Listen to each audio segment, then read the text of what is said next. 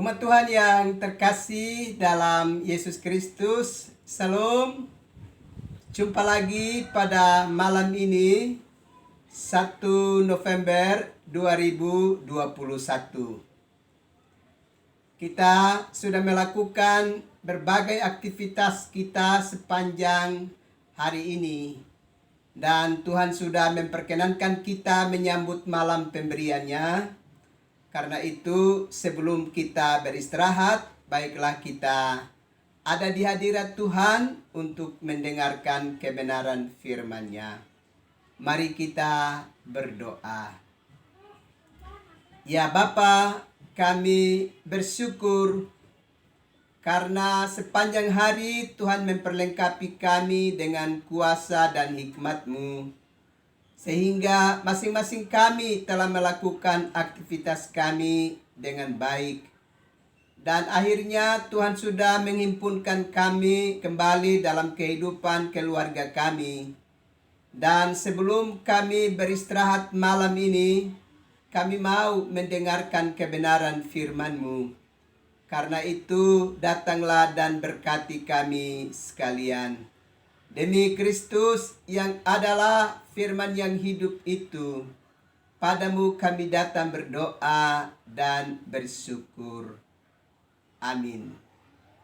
Umat Tuhan yang terkasih dalam Yesus Kristus, kita mendengarkan kebenaran firman Allah yang terbaca di dalam surat pertama Korintus pasalnya yang ke-6, ayatnya yang ke-19 dan ayatnya yang ke-20.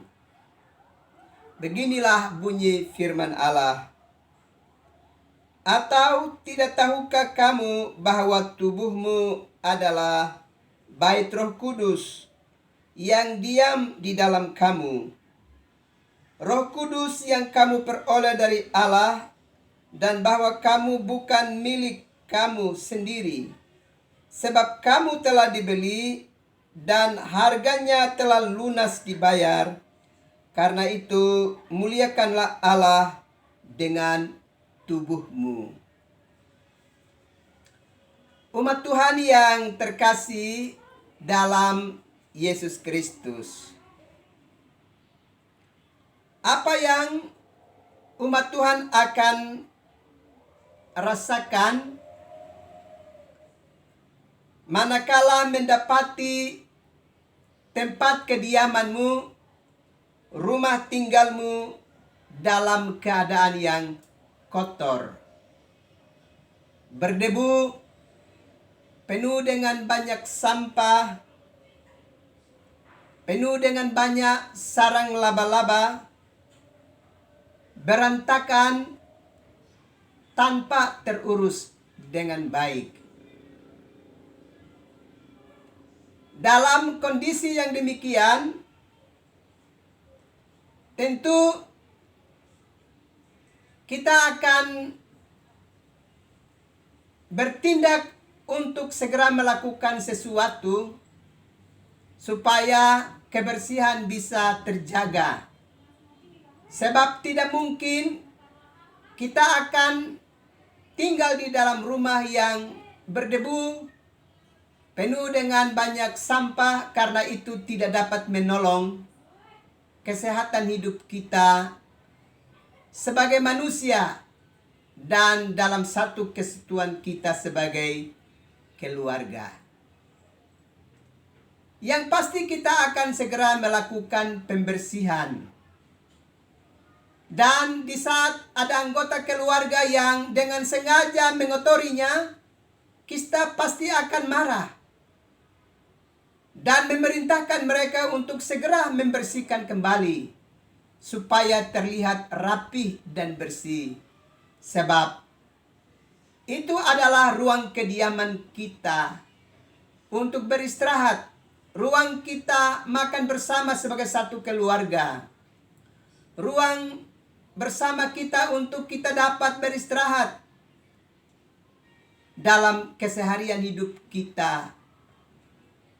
Karena itu, kita tidak akan menyukai kalau ada dalam keadaan yang kotor dan berdebu.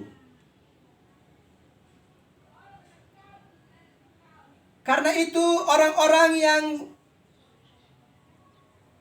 punya kesukaan untuk rumahnya tetap bersih akan selalu menjaganya dengan rapi. Bahkan bisa menghiasi dengan bunga-bunga atau hal-hal yang lain untuk menambah kasana keindahan di dalam rumah dimaksud.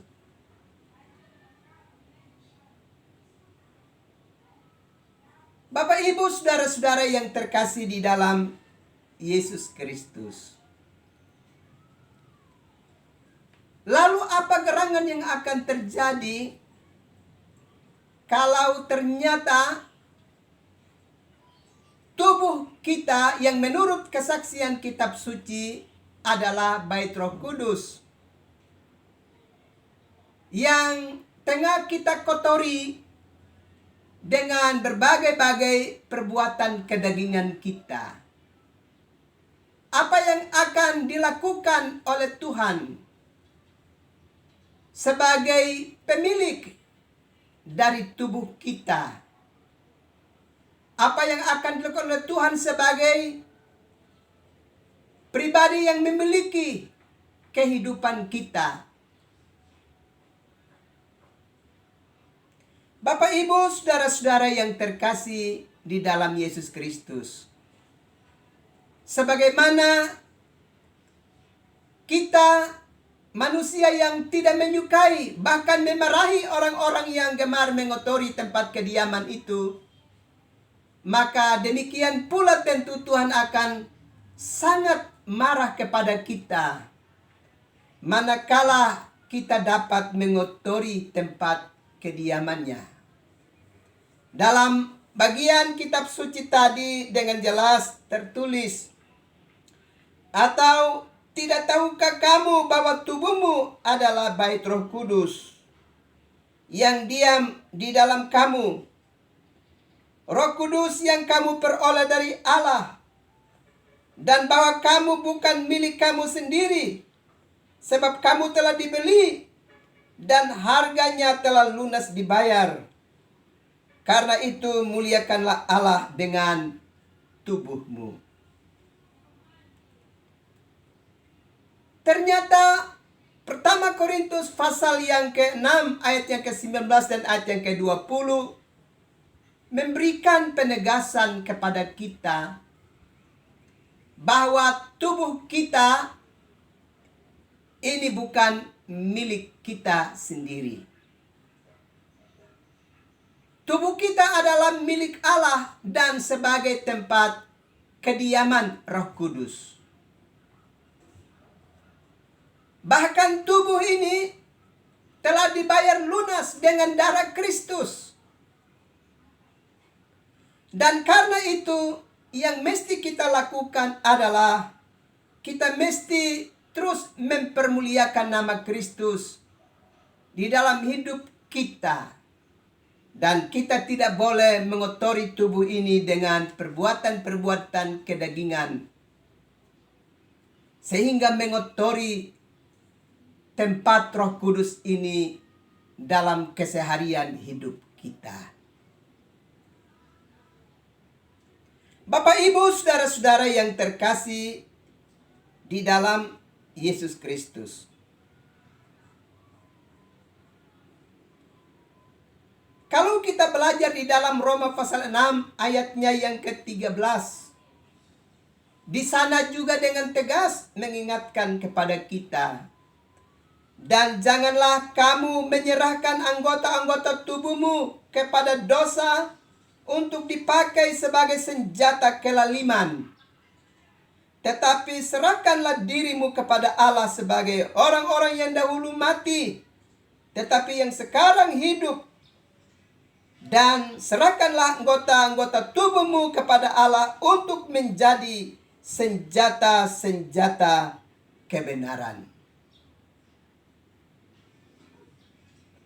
Bapak, Ibu, saudara-saudara yang terkasih dalam Yesus Kristus. Ini berarti kebenaran firman Allah memberikan penegasan kepada kita bahwa kita tidak bisa seenaknya menjalani hidup ini dan dengan seenaknya menggunakan tubuh kita untuk melakukan perbuatan-perbuatan yang tidak berkenan dan menjadi senjata kelaliman dari dosa di dalam keseharian hidup kita. Sebab dalam pertama Korintus pasal 6 ayatnya yang ke-20 tadi telah menjelaskan kepada kita bahwa tubuh kita bukan milik kita sendiri, tapi ini adalah milik Allah. Dan Allah dalam Yesus Kristus telah membayarnya lunas dengan darahnya sendiri. Sehingga yang harus kita lakukan adalah milik Allah ini harus digunakan untuk mempermuliakan nama Allah di dalam keseharian hidup kita. Sehingga Roma pasal 6 ayat yang ke-13 tadi dengan tegas, tubuh ini tidak bisa kita pakai sebagai senjata kelaliman untuk menambah kesesatan hidup dan dosa di dalam hari-hari hidup kita. Tapi tubuh ini harus diserahkan kepada Allah untuk dijadikan sebagai senjata-senjata kebenaran. Bapak, Ibu, saudara-saudara yang terkasih dalam Yesus Kristus. Di sana sini kita menyaksikan bahwa ada begitu banyak orang yang sedang melibatkan dirinya dalam perkara-perkara kehidupan yang tidak kudus. Tapi melalui kebenaran firman Allah ini mau menegaskan kepada kita bahwa tidak patut kita memiliki perilaku hidup yang demikian. Justru di dalam Roma pasal 12 ayat yang pertama menegaskan kepada kita bahwa persembahkanlah tubuhmu sebagai persembahan yang hidup, yang kudus, dan yang berkenan kepada Allah.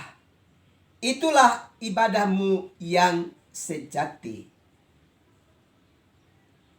Ini perlu kita perhatikan secara seksama. Supaya dengan demikian kita tidak sekedar menjalani aktivitas peribadahan kita pada ibadah-ibadah minggu yang kita ikuti bersama, atau juga ibadah-ibadah persekutuan doa, atau juga ibadah-ibadah syukur, atau juga ibadah-ibadah di dalam mesbah keluarga kita. Kita tidak bisa dapat melakukan itu hanya sekedar formalitas. Dan setelah itu kita melibatkan diri kita di dalam perbuatan-perbuatan yang tidak kudus dan yang menciderai kekudusan Allah di dalam kehidupan kita. Kita tidak boleh mendukakan Roh Kudus yang ada di dalam tubuh kita, yang ada di dalam hidup kita. Tapi sebaliknya, hidup ini, tubuh ini, haruslah kita persembahkan sebagai persembahan yang hidup. Ini harus kita lakukan sebab Allah menghendaki supaya kita memelihara kekudusan hidup kita. Dan Allah menghendaki supaya ibadah-ibadah kita tidak hanya berlangsung di tempat-tempat persekutuan, di tempat-tempat ibadah yang kita selenggarakan secara seremonial. Tapi ibadah-ibadah kita harus kita lanjutkan dengan tindakan-tindakan praktis dalam setiap aktivitas kehidupan keseharian kita. Baik itu di rumah, di tempat di mana kita bekerja, berkantor, di tempat di mana kita berusaha, di pasar, di jalan di mana saja kita berada. Kita harus menunjukkan ketaatan hidup kita sebagai orang-orang yang telah diselamatkan oleh Tuhan Dan karenanya kita menunjukkan ciri kehidupan yang berkenan kepada Tuhan. Karena itu dalam Galatia pasal yang kelima ayat yang ke-19 menegaskan kepada kita bahwa tubuh yang suka melakukan perbuatan-perbuatan daging yang tidak kudus itu tidak akan mendapatkan bagian di dalam kerajaan Allah. Juga di dalam Efesus pasalnya yang kelima ayat yang kelima juga menegaskan kepada kita bahwa perbuatan-perbuatan daging itu tidak punya tempat di dalam kerajaan Allah dan Kristus. Karena itu, Bapak Ibu, saudara-saudara yang terkasih di dalam Yesus Kristus, melalui bacaan kitab suci pada malam ini, dalam pertama Korintus pasalnya yang ke-6 ayat yang ke-20 dengan tegas telah mengingatkan kepada kita bahwa tubuh kita bukanlah milik kita sendiri, tapi ini adalah milik Allah. Dan bahwa Kristus telah membayar hidup kita lunas dengan darahnya. Dan karena itu yang patut kita lakukan adalah mempergunakan hidup ini, tubuh ini, seluruh anggota tubuh kita untuk mempermuliakan nama Kristus di dalam kehidupan kita. Karena itu, ingatlah, jangan sampai kita memasukkan sesuatu dalam tubuh kita melalui makan dan minum yang bukan menjadi hak kita. Sebab jika itu kita lakukan, kita mengotori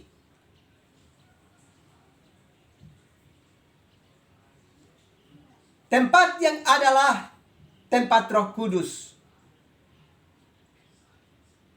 Atau perbuatan-perbuatan tertentu yang kita lakukan yang tidak berkenan kepada Tuhan.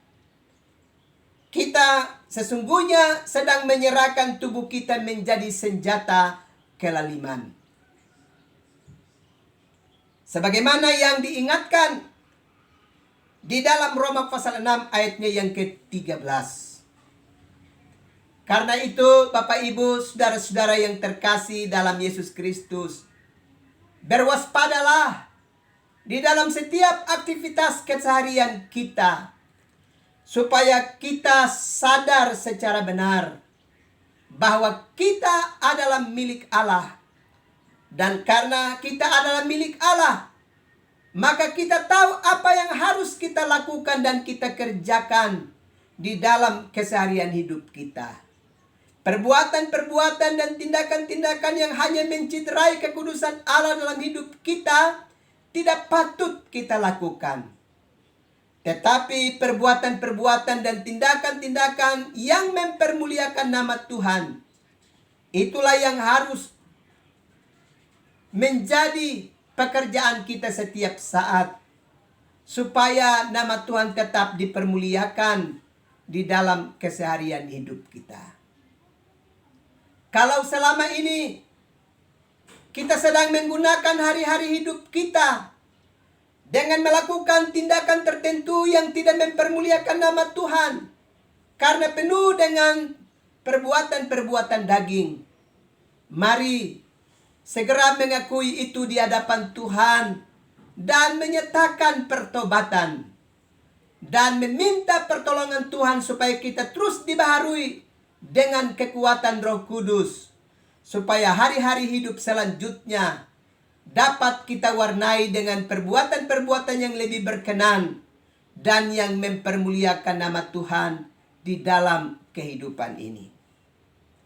Ini harus kita lakukan, sebab pertama Korintus pasal yang ke-6 ayat yang ke-20 tadi telah menegaskan, tubuh ini bukan milik kita sendiri, tapi ini adalah milik Allah. Dan karena itu Allah telah menempatinya dengan kehadiran Roh Kudus.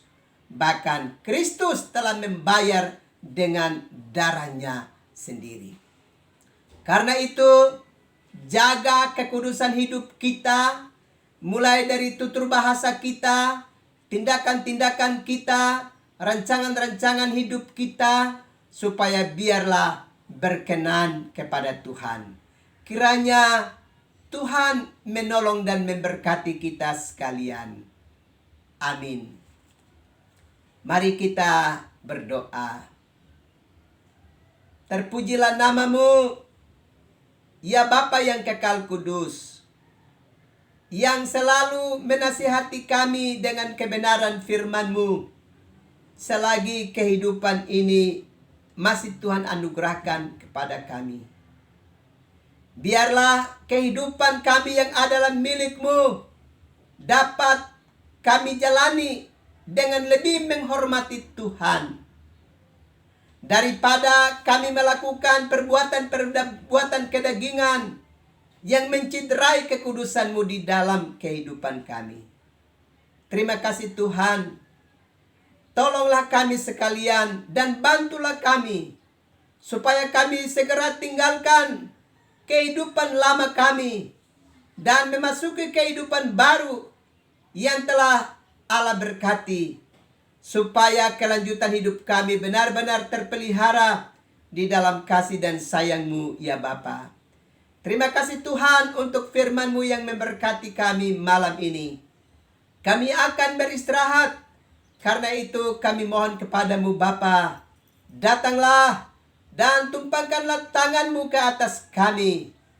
Biarlah Roh Kudus-Mu terus memasuki kehidupan kami, berdiam di dalam hidup kami, dan terus mengerjakan kebenaran di dalam hidup ini, ya Bapa. Sehingga seluruh anggota hidup kami boleh dipakai sebagai senjata-senjata bagi kebenaran Allah. Terima kasih Tuhan. Ini doa kami, ini sembah kami. Demi Yesus Kristus yang adalah firman yang hidup. Padamu kami berdoa dan mengucap syukur. Amin. Umat Tuhan yang terkasih, selamat malam, selamat beristirahat. Tuhan pasti terus melindungi umat Tuhan sekalian. Salam.